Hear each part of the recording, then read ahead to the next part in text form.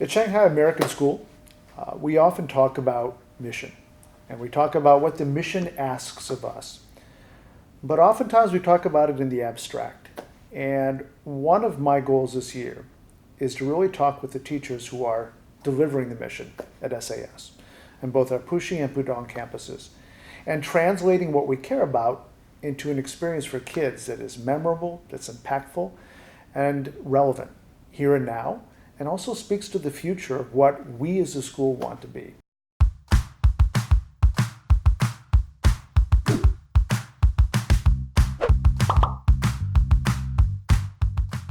You are the first two that I want to talk to this year because I've heard a lot about this program called Caring for Coral. I want to start with the word experience that allows our students to connect with a real place, with real people, to really feel invested and a part of something greater.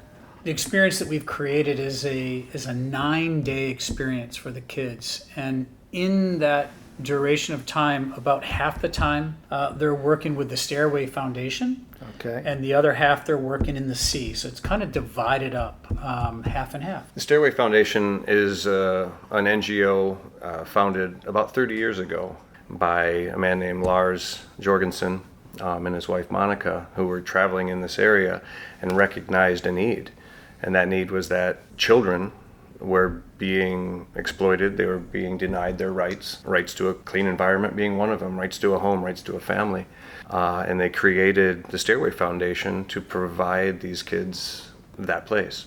On this trip, how do you unite the experience of the kids? What sort of draws the connection from the dive to the Stairway Foundation to the city itself? What's the thread that holds this together, or the threads?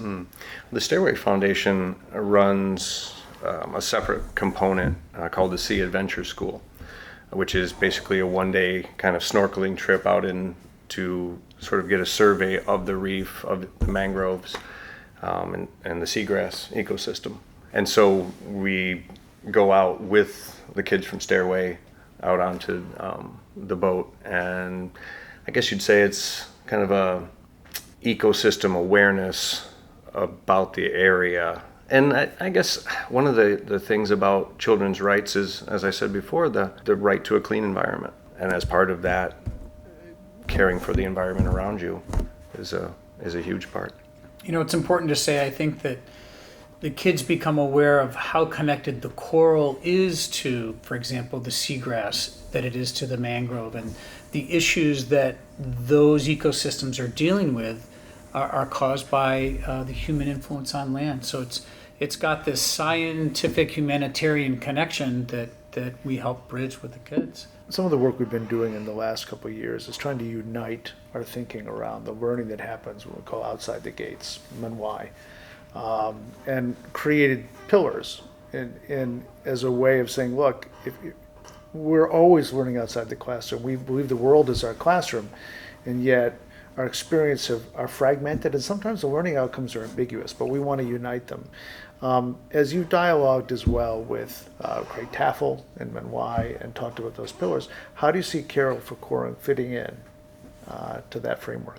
One of the linchpins of the program is awareness of impact and what it means to be an ethical global citizen. Conveying that idea, getting our kids to take that on board and really feel it. We find we are only able to do it with this type of experience, where they're emotionally connected to their work, to their learning. There's a vulnerability they have to be willing to take on, it sounds like, at this trip. Yeah, a little bit. It can be a little uncomfortable. Yeah. It can be really uncomfortable. I mean, they're exposed to things that set them back on their heels, quite honestly, and should. It's inspirational. I wish I could go. I wish I could go.